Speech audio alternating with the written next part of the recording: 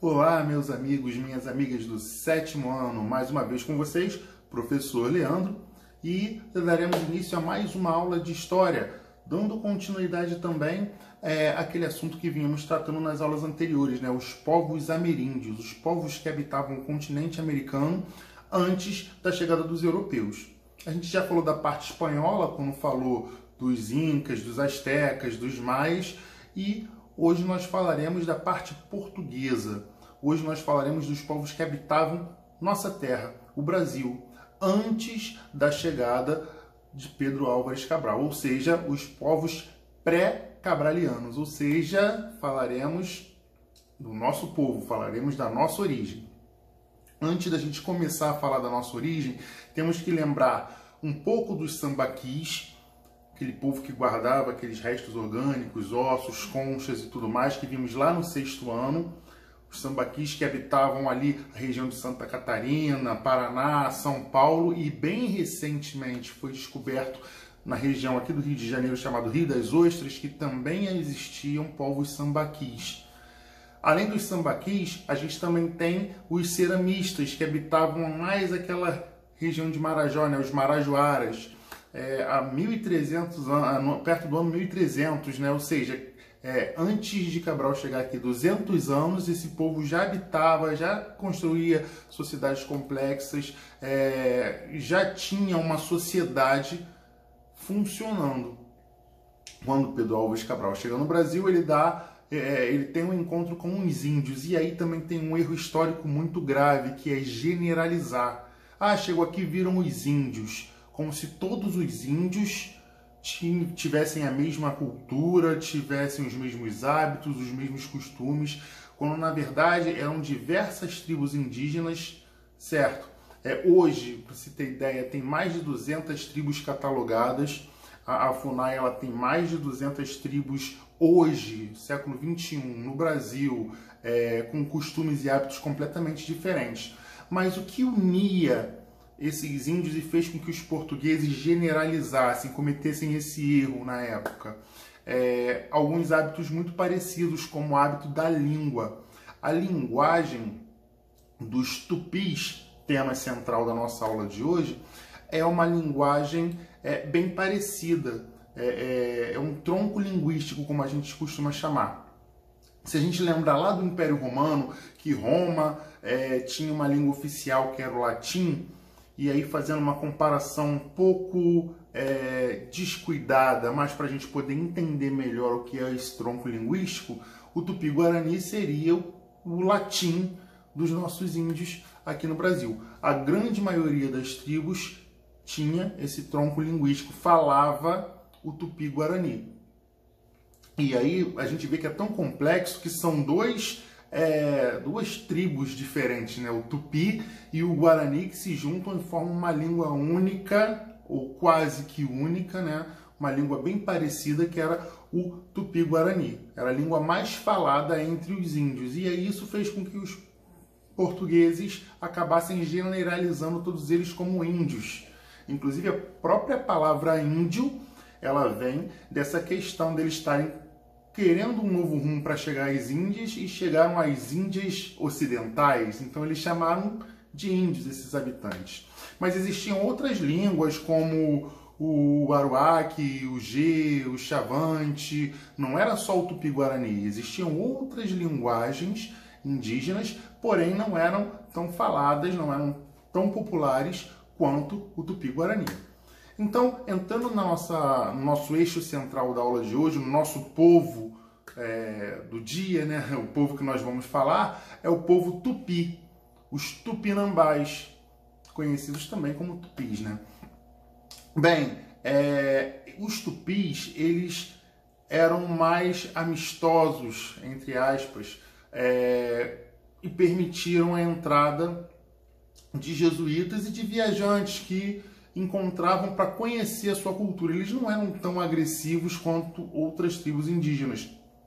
Isso permitiu que os jesuítas, viajantes, estudiosos encontrassem com os tupis, viessem estudar os tupis e tentassem entender a sua cultura. Tudo que a gente tinha, né, escrito sobre os índios naquela época era escrito pelos europeus.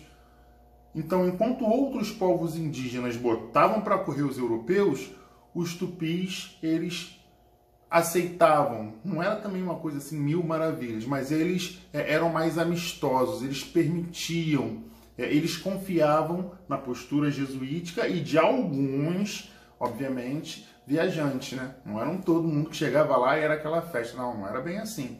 Então, os tupis ou tupinambás, se preferirem, eles eram, de certa forma, receptivos. É claro que com essa relação de troca cultural, é claro que com essa relação amistosa que vinham os jesuítas. É claro que para empurrar para eles a cultura cristã, né?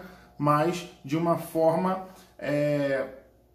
que não era muito traumática, que não era muito chocante. Bom, como viviam esses tupis? A gente precisa levar em consideração aquilo que a gente aprende lá na tia Teteia, né? Lá atrás, lá na nossa tia que deu aula pra gente lá no terceiro, quarto, quinto ano, essas tribos, elas não eram muito grandes, as tribos tupis. Elas tinham no máximo, assim, estourando 600 indivíduos dentro da tribo. Essa tribo, ela tinha as suas malocas. Olha o nome, oca, maloca.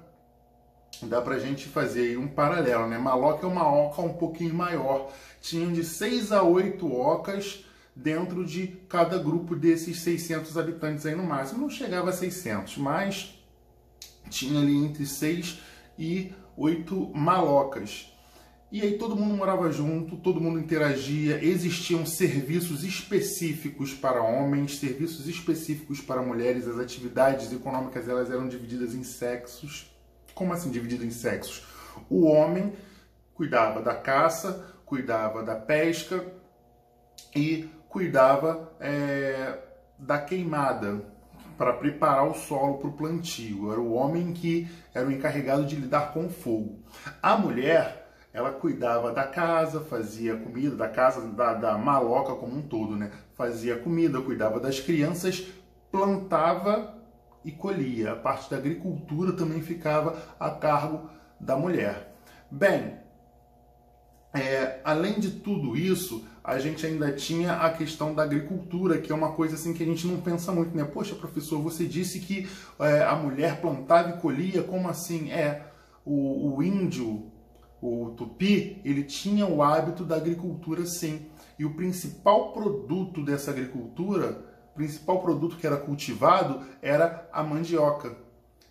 E era a base da alimentação indígena. A mandioca servia ali como base para absolutamente tudo. Na religiosidade, eles eram politeístas, só que os deuses eram atribuídos assim às forças da natureza, o vento, a chuva, o sol, essas divindades, né? Eles atribuíam as forças da natureza como as vontades dos deuses. E eles praticavam um hábito muito curioso que é a antropofagia. O que isso quer dizer? É o canibalismo. Eles deglutiam, eles comiam, ingeriam os seus inimigos de guerra.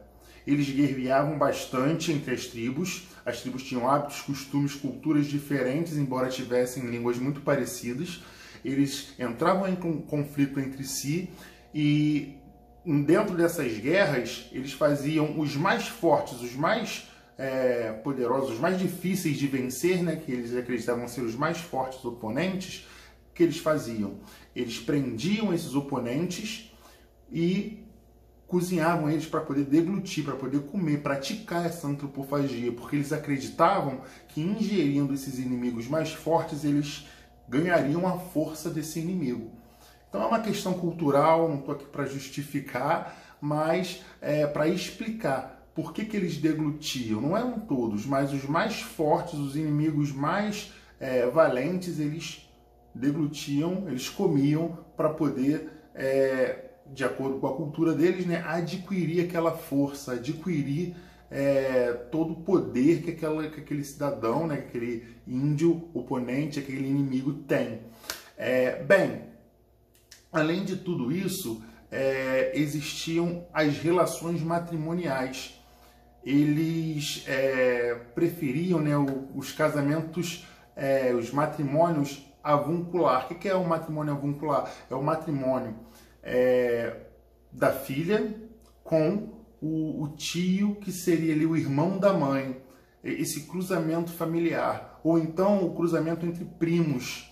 Também era muito comum nas tribos, eles unirem as famílias dessa forma. Isso provocava, e a ciência explica isso melhor até do que a história, isso provocava esses cruzamentos consanguíneos, onde você tem ali uma probabilidade muito alta de você ter crianças dentro dessas tribos com deficiências físicas, motoras, enfim.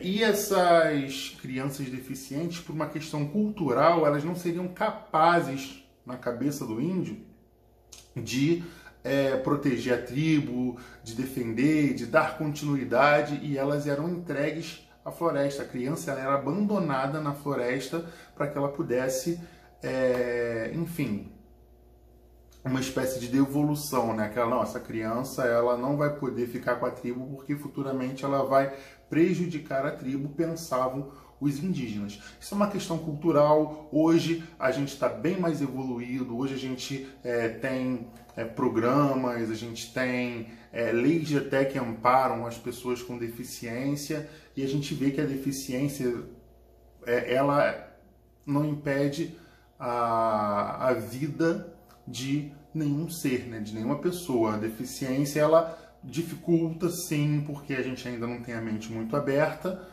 Muitas pessoas ainda têm preconceitos mil, porém a gente hoje consegue conviver com essas deficiências. Mas dentro da floresta, o indígena há 500, 600, 700 anos atrás não pensava dessa forma.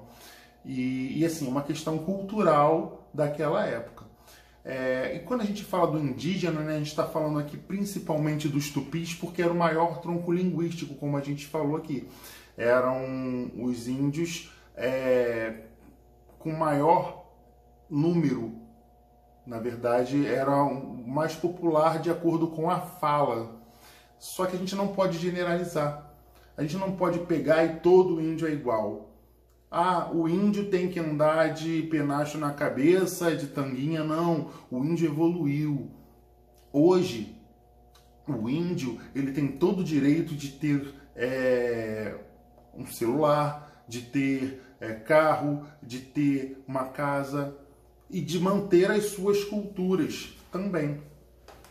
Quando a gente fala dessa questão indígena, poxa, mas você não é índio. Então, peraí, então quer dizer que o negro ele tem que continuar sendo escravizado, usando trapos, usando correntes, o português tem que continuar usando aquelas roupas de veludo, aquela peruca, e o índio tem que continuar usando penacho na cabeça, tem que continuar usando arco e flecha. Não, os tempos são outros. A gente evoluiu. O que a gente tem que fazer é resgatar as nossas origens, resgatar a nossa cultura. Se a gente parar para ver, muitas das coisas, muitos dos nossos hábitos, eles são herdados dos índios. O hábito de tomar banho todo dia é um hábito herdado dos indígenas. Os portugueses não tomavam banho todos os dias, certo? Se a gente parar para ver essa questão, por exemplo, da culinária, a mandioca presente na nossa culinária aí, a farinha de mandioca, o aipim, a macaxeira e por aí vai. Então, a gente tem diversos laços indígenas, curandeirismo, quando a gente vai lá e faz um chazinho disso para melhorar, faz um chazinho daquilo para melhorar, também é cultura indígena, herdado pelos indígenas. Vários nomes que a gente tem de localidades como Jacarepaguá, por exemplo, Niterói, Copacabana, Ipanema, são nomes herdados de locais ali, nomes indígenas.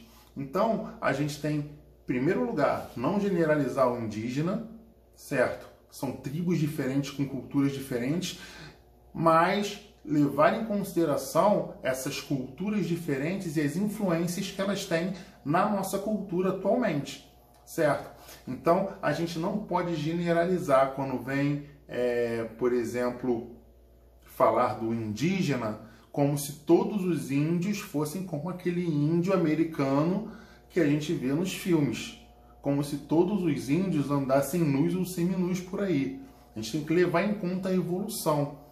Mas esse papo sobre a evolução indígena, esse papo sobre o respeito o respeito às diferenças e às culturas, a gente deixa para uma outra aula, porque é uma outra história. Espero que vocês tenham gostado dessa aula, agora com um cenário novo, né? Por isso a demora na transmissão de uma nova aula para vocês. Espero que tenham gostado. Um beijo e um queijo, e nos vemos, espero que bem em breve.